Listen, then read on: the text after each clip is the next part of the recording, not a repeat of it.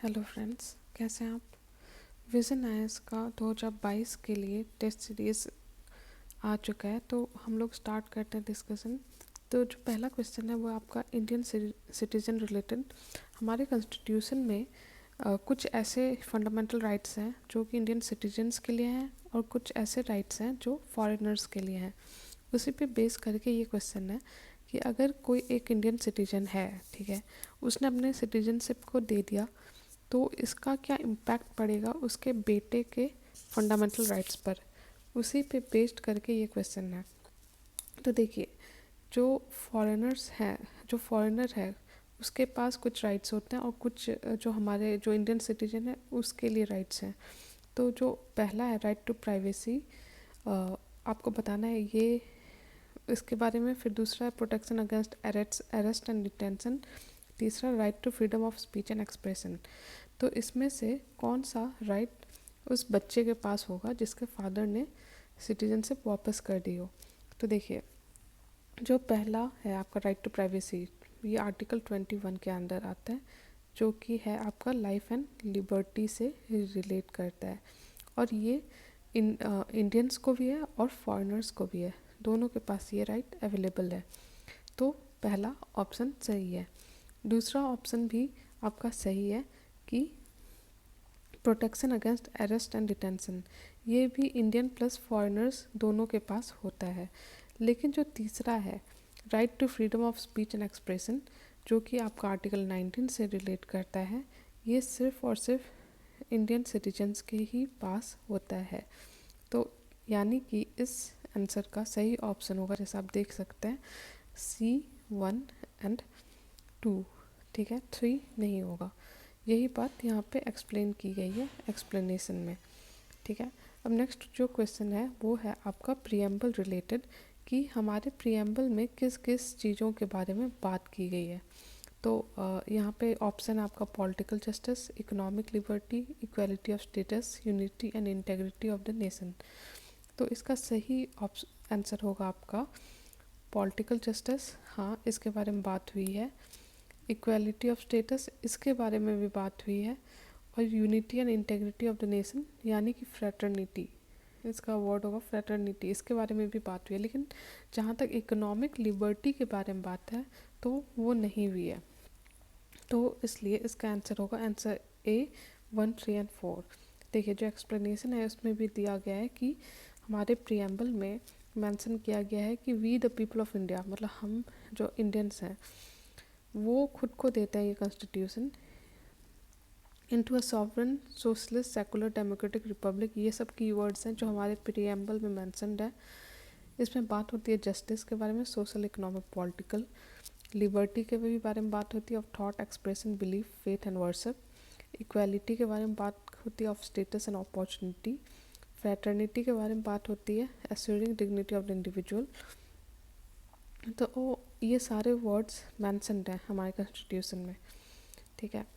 तो इसलिए सही ऑप्शन है आपका 1, 3 एंड 4।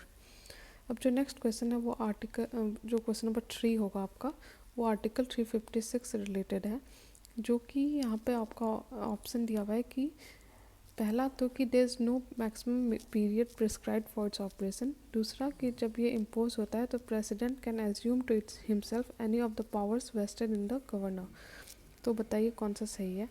देखिए, पहला ऑप्शन यहाँ पे गलत है, क्योंकि यहाँ हमारे जो कॉन्स्टिट्यूशन है उसमें मेंशन है कि 6 मंथ मैक्सिमम होना चाहिए, ठीक है, ऑपरेशन का, आर्टिकल 356 का। और जब ये इम्पोज होता है तो president can assume to himself any of the powers of the vested in the governor, ये बात सही है। लेकिन पहला गलत है, क्योंकि सिर्फ 6 महीने के लिए हो सकता है आर्टिकल 356 का यूज़, ठीक है। वो भी जब हमारा पार्लियामेंट उसको अप्रूव करे, ठीक है। और ये एक्सटेंड किया जा सकता है, मतलब हर 6 महीने पार्लियामेंट का अप्रूवल लेके इसको एक्सटेंड किया जा सकता है। कितना?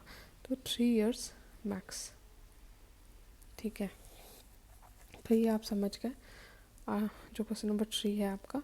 तो इसलिए इसका सही ऑप्शन आंसर है B2 ओनली।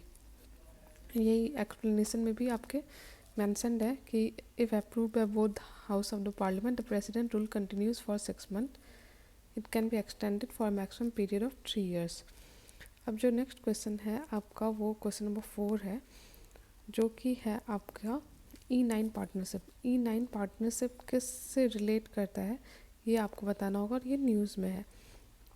देखिए यहाँ पे जो की है ई मतलब कि ई रिलेटेड ही ज़्यादा चांस होता है आंसर होने का, तो इसका सही ऑप्शन होगा आपका ensuring quality education for all. Actually ये जो E9 पार्टनरशिप है आपका, ये 9 कंट्रीज़ का पार्टनरशिप है जो कि यूनेस्को एक यूएन का पार्ट है, ठीक है। उसने किया है E9 पार्टनरशिप और इसमें इन्वॉल्व है। देखिए जो एक्सप्लेनेशन है उसमें आप देख सकते हैं E9 is a form of 9 countries namely Bangladesh, Brazil, China, Egypt, India, Indonesia, Mexico, Nigeria and Pakistan that aims at achieving the goals of UNESCO Education for All initiative। तो E9 पार्टनरशिप है, इसका आंसर होगा B, ensuring quality education for all। जो पांचवा question है वो आपका second schedule के बारे में।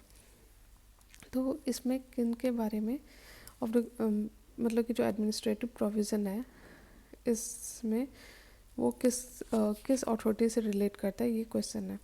तो इस ऑप्शन है आपका CAG, जजेस of high court, member of parliament, member of UPSC।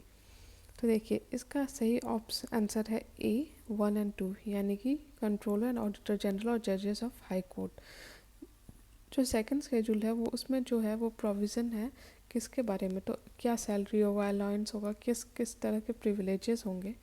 तो उसमें जिन लोगों के बारे में मेंशन है वो है आपका president, governor, speaker, deputy speaker, chairman, deputy chairman, speaker and deputy speaker of legislative assembly, chairman and deputy chairman of legislative council in state, judges of high court, judges of supreme court and CAG। तो इस तरह से आपका 5 का answer होगा A। अब question number 6 की तरफ जाते हैं कि क्वेश्चन है कि जो हमारा इंडिपेंडेंस से बहुत सारे लॉज इनेक्ट किए गए हैं।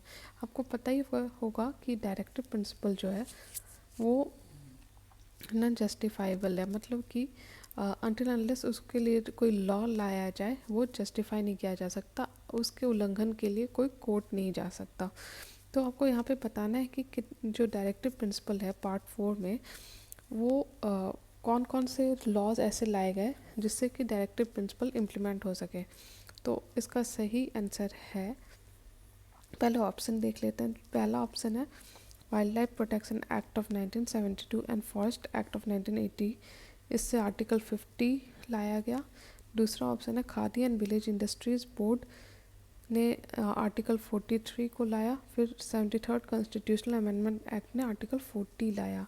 तो देखिए इसका आंसर होगा, सही आंसर होगा आपका 6 का C, क्योंकि दूसरा ऑप्शन और तीसरा ऑप्शन सही है। पहला इसलिए गलत है क्योंकि ये आर्टिकल 50 नहीं आर्टिकल 48 से रिलेट करता है।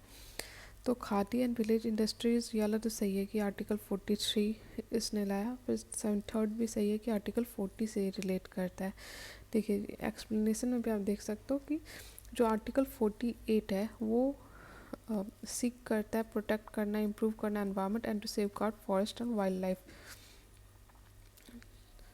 तो इसलिए जो पहला ऑप्शन है वहाँ पर आर्टिकल 50 की जगह आर्टिकल 48 होगा, ठीक है। उसी तरह दूसरा इसलिए सही है क्योंकि आर्टिकल 43 जो है वो सेटअप किया गया है टू जो भी खादी एंड विलेज इंडस्ट्रीज़ हैं उसको इम्प्रूव और ज़्यादा बूस्ट करने के लिए। क्वेश्चन जो थर्ड ऑप्शन है वो भी सही है कि आर्टिकल 40 किससे रिलेट करता है, विलेज पंचायत से। तो ये भी सही है, ठीक है। तो इस तरह से हमने ये भी क्वेश्चन देख लिया। नेक्स्ट क्वेश्चन जो है आपका उसके तरफ चलते हैं। देखिए जो नेक्स्ट क्वेश्चन है वो आपका दरबार मूव किस बारे में न्यूज़ में है, ठीक है।